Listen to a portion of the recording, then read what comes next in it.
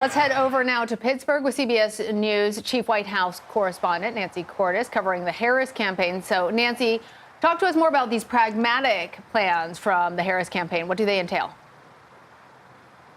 Hey, Lana, good to see you. Yes, I'm told that by the Harris campaign that we will hear some new proposals from Vice President Harris today when it comes to innovation in manufacturing. Pittsburgh is a fitting backdrop for that. But I'm told that she's also going to revisit some of the economic policies that she has already proposed, having to do with housing, helping first-time home buyers, or tax credits, helping families with small children.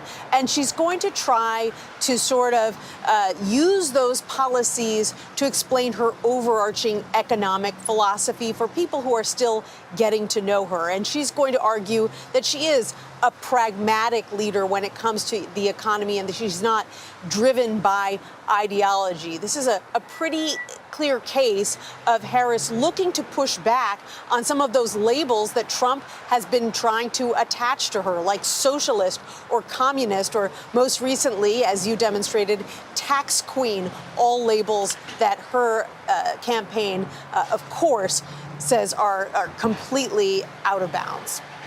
Nancy, Senator Joe Manchin said he won't endorse Harris because she has said she would eliminate the filibuster to sign Roe versus Wade back into law. Let's just listen to the vice president's remarks on Wisconsin Public Radio about that.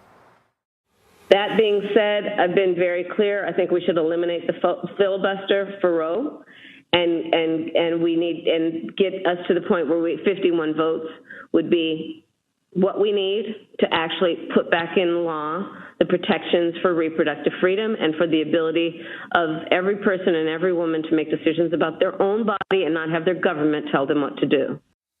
So how much does the Harris campaign even care about Manchin's decision on this? I don't think that they were holding their breath, Errol, for lots of big-time support from Joe Manchin. This, after all, is someone who flirted with running against Joe Biden, someone who he had worked with for decades before deciding that he would not run for president himself. And beyond that, I think that the Harris campaign knows that abortion and reproductive rights are a major animating issue for their base, and they've clearly made the calculation that that her being out on front on that issue and saying things that they know will get their base excited, like the prospect of codifying Roe v. Wade into law, is more important than taking a different approach that might win more support from a couple of independent senators like Joe Manchin or Kyrsten Sinema of Arizona. Yeah. All right, Nancy Cordes, thanks so much.